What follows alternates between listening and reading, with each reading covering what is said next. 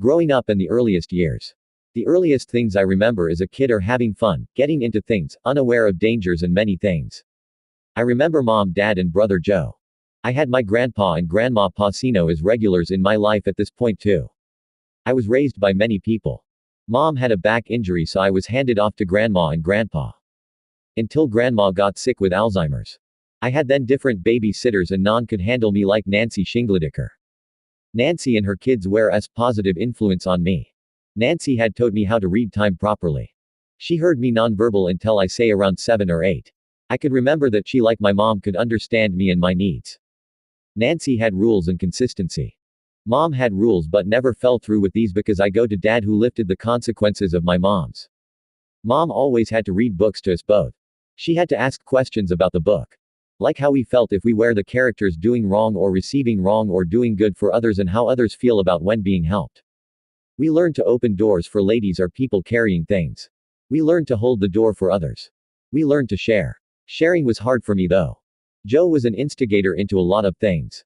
He drew on a wall and I got blamed for it because I draw with a and that was by Joe. I followed his lead. Like Joe taught me how to use a crowbar to open the locks on a cupboard in the hallway. I did do a lot on my own. Like open a crib is a door by unscrewing the windners. Throwing toys on porch roof and go get them and do it over and over again. Electricity has been an issue with me. Over and over again I had put pennies in outlets. Over and over again I unscrewed night light bulbs. The one time I put hand in water and then in the outlet to get thrown across the room. This was something I look back on Christmas and lights I hated.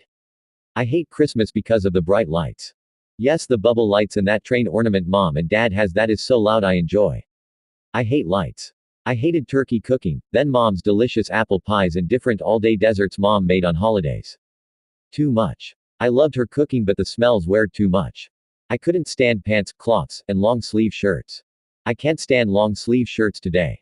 I can't stand a coat. I rather be naked if it was okay. I hate socks. If it was cracked feet that hurt badly or socks, I chose socks. I hate sneakers. I rather be without. I love swimming pools and water. Especially baths. I hate sand, dirt, grass and ladders. I hate showers and getting my face and hair wet. I remember only being able to use baby shampoo or the shampoo dad used mane and tails or horse shampoo. It didn't sting. I like bubbles. I hate dial soap as it doesn't bubble enough. As I got older I met a friend who been in my life since 5. Nathan Schultz. He started playing games cops and robbers. Both my brother Joe and I didn't know how to do that. We cried when the cap gun or squirt guns used. I cried more when wet than Joe. We had to play games that I liked. Tag was one of them.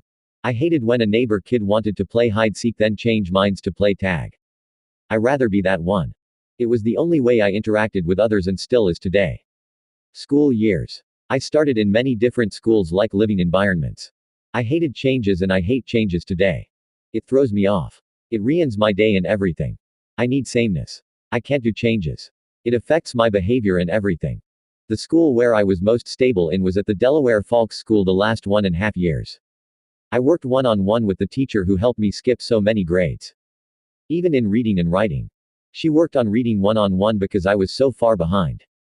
Science, math and sometimes history because I was so far advanced from my peers. I had routine. Then going back to my parents' house and Fox School on Cambridge where I was bored. I was like in Prec again. I had classmates who were gangsters. I had a teacher who didn't like me from day one of the meet and greet in school. She gave me hell like her teacher aide. They restrained me for arm flapping and spinning myself and rocking. I don't know why. I did a lot of self-injury behavior and aggressive too. I ran away from school a lot too. Got lost. The next year I went to the Autism Pod. A group of classroom for autism students. It was where I had speech and OT like the year before. I didn't have much better experience here. I feel like if they let me have 1 or more years here I'd be better off than if I was put back in 611. I had the Autism Pod for 2 years here. Then 611 where 2 other classmates went with me. Both had triggers and sensory problems and when one went off we all did and it was like hell for me. Not only to watch my peer get upset because whatever triggers it was too upsetting to me and the noise they made hurt my ears, I couldn't do it. Then Mr. Fox class he had to go off the books and teach me things more details. The way he taught me was the way I learn. Show me, don't expect me to understand what I read and you say. Like that teacher in Delaware school had put gummy worm in apples and what we had to do with these when the book me and that one other student was reading with her. It helped me to understand what was going on in the book. Mr. Fox also had routine and had to set schedules, and he helped me understand what to expect the next day. This helped me. In modified high school, I had same routine, same things Mr. Fox did where my teachers told me what we were going to learn that week. I had same classmates other than math and science where these kids were younger than me. History too. But they had the same kids in all three. Then German class was a freak class because I had no one other than one homeroom student who I lived with at Connors too. In English I had all my homeroom students other than the one in German class. I had struggled with English because they were more advanced than me and true seniors where I was a true freshman in a senior age group. I had trouble paying attention, making friends, working in groups, fire drills, gym class, lunchtime, playtime all too much for me. Instead of playground, give me a group game or chess, it is easier for me. Work. McDonald's. I worked at McDonald's for almost 3 years. I had slow learning of responsibilities and proper procedures. I had a manager that yelled and stricted. Caused me sensory problems with the smell, heat, and the beeps. I had trouble with changes and multitasking. They helped me with what I did to make these easier for me. I couldn't do what they call standing idle. You have time to lean, you have time to clean, so true. Even if you cleaned the same surface over and over again, I had something to do. Clean the board when it got messy, clean the board and touch items like buttons, ketchup handle and spatula every 30 minutes. Wash hands every 30 minutes too. This got me into a habit and didn't need to be told or look at time. Dina had done something I learned in recent YouTube video prompting. She started to say wash your hands, sanitize. Then she say what time is it? What do you do at this time? This helps me. Like when she helped me with my diapers. She showed me dressed of course where to use my wipe to clean next. I had a routine to fix this. Bathroom before clock in, bathroom before clock in on break, 30 minutes after clock in from starting my shift and lunch bathroom, and after clocking out. She had a checklist and when I be told to use the bathroom and when and what I was doing. I was less problems with my behaviors and meltdowns. I think the way they teach and the keep me busy makes sense to what the online doctor I talked to who wanted me to write this. It makes sense when someone talks about the weather with me, I am able to relax. If I understand from school health class, this is called distraction therapy. Wendy's. I feel maybe knowing how to cook similar foods helps me here. The social skills and behavior problems I had was from not keeping busy and distraction and sensory problems. It was customers first, but also slap the teen girl's butt and say good game. Then wash the teen girl in the was sink for dishes. Made me feel uncomfortable. Burger King. I got fired 3 days into my work. I pooped my diaper and was too scared to go get my book bag because I didn't feel like I was accepted by the managers or coworkers. I had issues. The one manager was going to school for psychology who said to the store manager, we need to take him back. He has problems. We need to work with him and you can't fire someone for a bathroom accident. So they did. I couldn't do this job. I was never shown what was the right amount of mayo or lettuce on the chicken sandwiches. I knew what went on all the sandwiches because I saw these on the menu. The same way at mid. I memorized that. But I put mayo on the heel like told. Chicken on the heel. Then mayo on the crown with lettuce. But I had to be perfect with the mayo on edge to edge. I did it everywhere I went.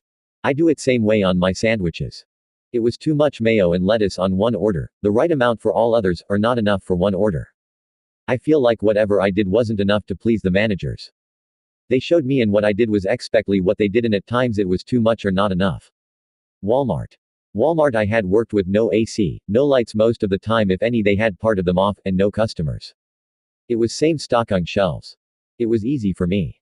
I was also training for register use but was told I'd be better stocking shelves and register when needed. Because of my social skills and communication.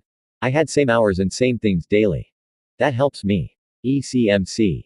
They forever was willing to interact with me, even in CPEP. They helped me with sensory problems, they helped me with communication and updates. Then in February when they confirmed the autism after Dr. Naylor test, this changed. It was called criminal, fake, you don't need diapers, and you name it. The last few times they put me in a private room. They say someone is behind glass that I can't see through. They have cameras. But it is sensory better for me. But I do not like how I am treated by the staff or nurses. Only one nurse I really enjoy be with. The nighttime nurse. They don't let me see a doctor. They send me out even when I actually was suicidal. They used to at least keep me for a day, but it's 3 hours or less, no doctor, even medical doctor.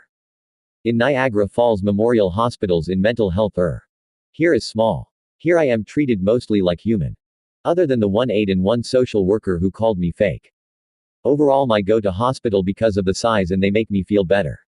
My common behaviors when upset: yell, swear, cry, run away, threats of self-harm or harm of others. Aware of most everything going on around me. I kind of know what I am doing but impulsive. Behaviors I do when meltdown: cry, hurt myself, hurt others, yell, swear. Unaware of anything going on around me. I have no clue what I am doing. I know both of meltdown and upset. I do not like the feeling or behavior I do as it upsets others. I really want to improve on this so people are not scared of me and I want people to be happy. Triggers. When anyone doesn't say something to help me understand what they are saying, why they say that, what I can do better, and what others need to do better, and why that has happened. Not at all. I do not like what you say.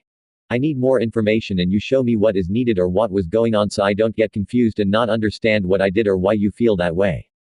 I don't like upset you and I want you to tell me everything I don't want to hear, but I also want you to help me understand so I don't get upset and others misunderstand me.